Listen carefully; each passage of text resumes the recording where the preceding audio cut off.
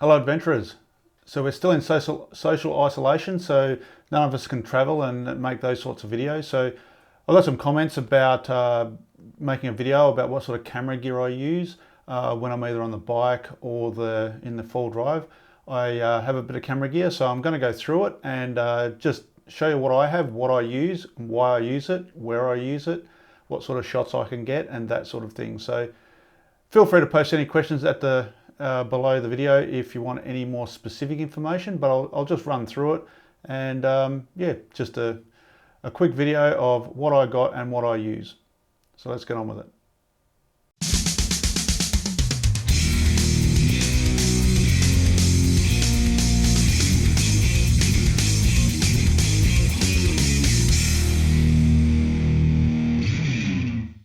Behind my desk here is where I temporarily set up my camera gear, usually before I go on a trip, make sure it's all there. So I've got some things lined up here. We're going to go through them one at a time. I'll let you know what I use it for, what sort of shots I get, do I like it, do I dislike it, what features are good, what are bad, things like that. So also audio gear. I have some audio options. We'll go through those, some wireless options, some wired options, different microphones that I use. What I use them for, how I set them up. There's some different things I do that others may not do to get good audio or slightly better audio than the average. At least I try to. So let's go through that and go through it piece at a time. So this is my GoPro, one of my primary cameras. I use this a lot, especially on the motorbike. It's a great run and gun camera. It's a GoPro 7, this one. I haven't upgraded to the 8, mainly because I don't really see actually any real advantages in the 8. There's some things that I would like, but they're definitely not deal breakers. This also has a replaceable lens, the 8 doesn't. And some of the environments I stick this in, that is an advantage. Also, I don't like the way that the new 8 does its audio. I've invested in this. This is the GoPro adapter for the audio, and I've got a Rode Video Micro plugged in, and I've got this set up so I can flick it around front and back if I want to sort of vlog that way or point it at myself or point it at the environment. I've got it on this steel bracket that keeps the microphone out of the shot. You know, gives you something good to hold on to it. It can be a disadvantage on the motorbike because all this is quite bulky and big, and I've got to fit in a tank bag. And I have a Manfrotto little mini tripod on the bottom that has all sorts of extendable legs and different options. But that's a really good option for that. So that is one of the go-to cameras. The quality of these things is quite good. Obviously not as good as a really good mirrorless camera, but at the end of the day, the best camera you have is the one you have on you. And if it's too hard to get your camera, you won't take it with you. That's a really good run and gun. Really, you can't break these things, so you can throw this thing around and it's fine. So really good for adventure filmmaking. Oh, this little thing at the back here, if you're wondering, this is for setting your white balance. So most of the time with the cameras that I can, GoPro isn't one of them, I set white balance manually using this grey card. So that makes sure that all the white balances in the cameras match up. So I don't know if anyone else does that, but it's definitely something worth doing. Under here is a box full of chargers. So I grab this and chuck it in the car. Obviously on the motorbike, I pick out what I need because on the motorbike, I don't take a lot of the bigger cameras. I generally just take the run and gun stuff. I have all my chargers in here. It's a little bit messy in there. I haven't done any cable management at this point, but all the chargers are in there, and there's a cord through to the outside, and I can just plug that into the car's 240 volt system and keep everything charged up. And I have chargers to charge the batteries on their own for all the cameras and the gimbals. So that's my charging box that I use. Moving on to my bigger gimbal. This is a Feiyutech AK2000. It's a really good gimbal. It has a Sony a6400 on the top of it, and it has the 16mm 1.4 aperture lens. I use variable ND filter on the front to keep the shutter speed and the aperture where I want it. This one here at the moment is got the Rode Wireless Go This is a really, really good little wireless setup. It doesn't go that far. The distance on it's a bit limiting, but it's a very quick and easy to set up wireless system and very cost effective. Also have got the A6400 in a, if I can get that around, in a cage. So it sits in a cage so I can mount a lot of stuff on it. I've got a better grip on it because the grip wasn't all that prominent on these, and this makes it a really nice camera to hold. So that is a primary camera. Obviously, the gimbal, you can see that moving there. That keeps everything perfect. This particular camera doesn't have the in-body stabilization, which I didn't bother with. To be honest, Sony's IBIS or in-body stabilization is pretty rubbish compared to some other cameras. So, at the end of the day, you've got to have it on a gimbal anyway. So this is the perfect camera for that. And this is a crop sensor camera. Obviously, Sony make a whole range of full frame sensors as well, which I'll probably end up getting one of those. But this is actually a really good quality for weight compromise. It's really good in low light, not as good as the full frame, but it's a good setup and perfect for that gimbal. Any bigger camera, that gimbal starts to get heavy. If you're trying to move that around, it's getting heavy and your arms get tired. I use various audio setups on this. At the moment it's got that on it, but also use shotgun mics and a bunch of other sorts of mics. Over here we've got a phone gimbal, and I also have on the phone gimbal a Rode Video Micro. All of my cameras, no matter whether it's a phone, what it is, I run proper microphones. Audio is extremely important. And then I've just got it routed up using the, that's an iPhone in there at the moment, using the Apple adapter to get it into there, and that works really well. I usually use a third-party app on there, Filmic Pro. It gives a lot better quality than the native app and the app that comes with the gimbal. All I really use the app that comes with the gimbal is a couple of features and for software updates. But as you can see, that'll keep a phone sort of dead straight. So if I'm using a phone, even though these phones have really good stabilization, I use a phone quite a bit, to be honest. These phones, these new iPhones, have an outstanding camera in there, and the phone, the best camera you have is the camera you have on you, because that's the one you can take the video with. And obviously, if it's everyone has an iPhone on them or a phone of some sort, if that's the phone you have, that's the best one, and that's the one you use. And they're nice and compact and small, so especially on the motorbike, I use that a lot.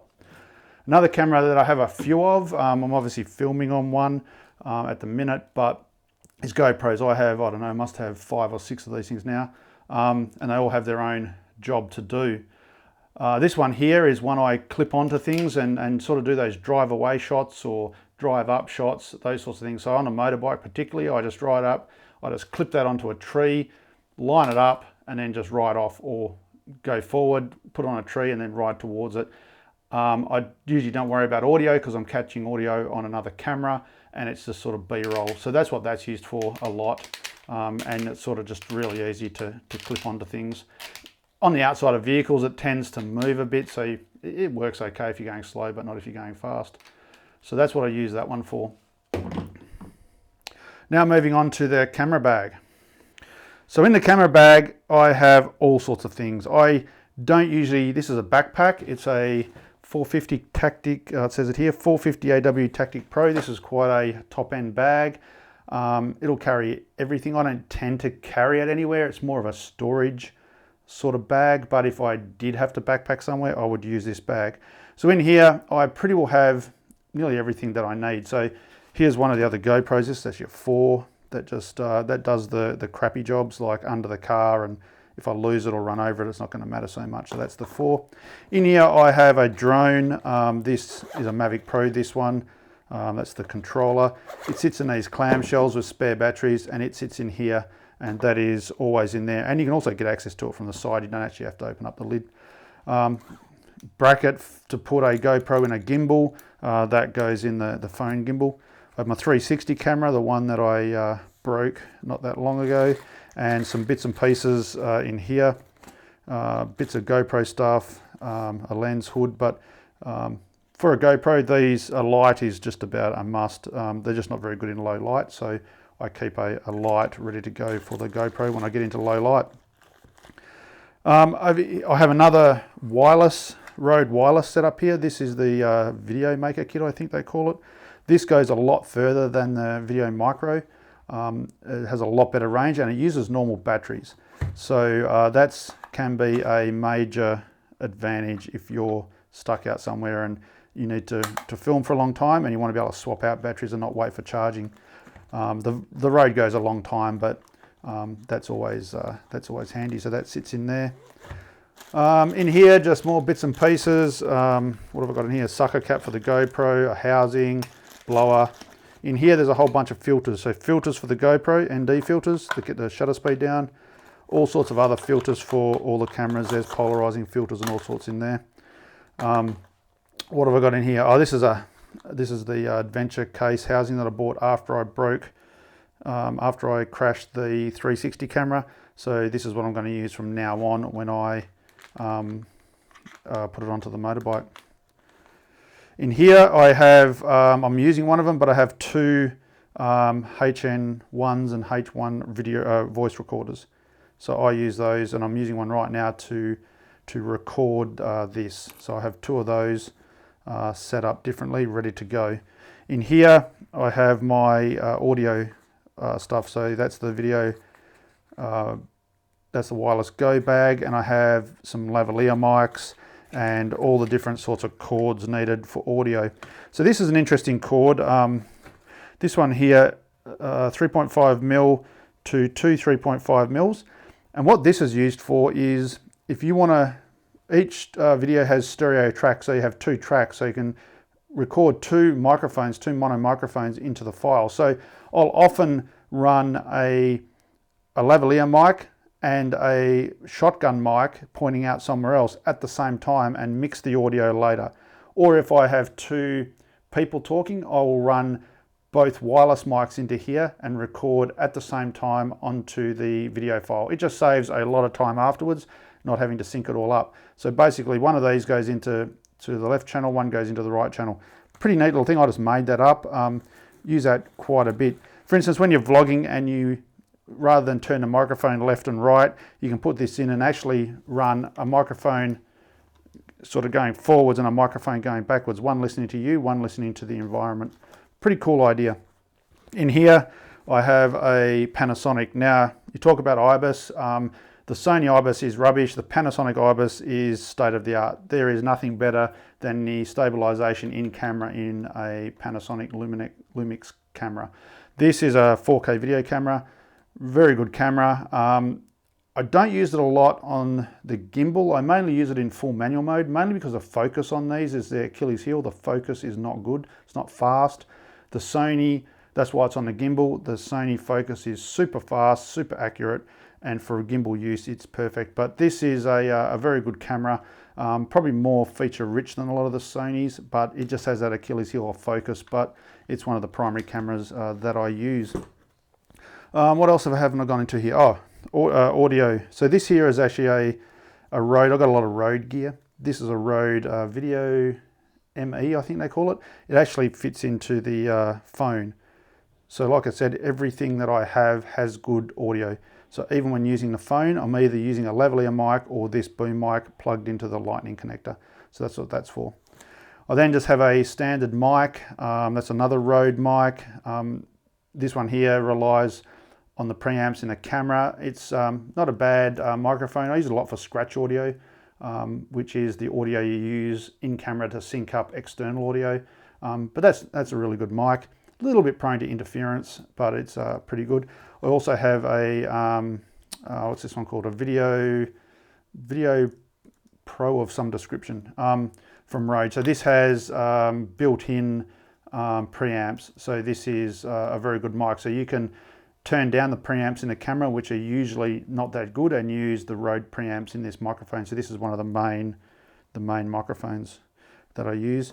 And then I have a bunch of different, as you can see, all of these have dead cats on. So I run the dead cats all the time. I hate wind noise.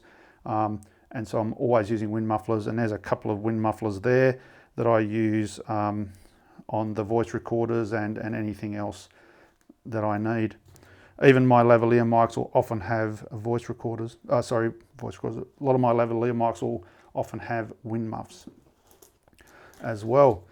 And in here there's a whole bunch of just accessories and bits and pieces.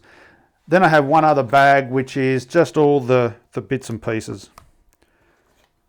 Little thing to hold the phone, little tripod to hold the phone. That's a shock mount to hold the voice recorders on a camera if you want to use them as a microphone, which you can. GoPro straps and just all that sort of stuff that doesn't fit anywhere else. Joby pods. Here's a selfie stick for the 360 camera, and that's all in there. So that's pretty well all of the main cameras. I do have a bunch of other cameras in my cupboard, but that's basically pretty well everything that I mainly use is here. So if you've got any questions, just stick them down below, and I'll take a look and see what I can answer. Everyone does this differently, so everyone has their own methods of doing this. So this is just my method, and it works for me. So take out of it what you will, and maybe you get some ideas. So there you go, guys. That's a roundup of my camera gear, what I use. There's lots of more camera gear that I'd love to get, but obviously not a Hollywood studio, so I've got to keep it realistic. But a lot of fun's been had with a lot of this gear. So yeah, if you've got any questions about any of it, or want to know about any of it, I've done a lot of comparisons before buying stuff that I've bought. Some of it's been bought because I think it's the best to do the job. Some of it's been bought because maybe it was cost effective to buy that particular one. So let me know if you have any questions or any comments down below, and until the next one, I'll catch you later. Bye.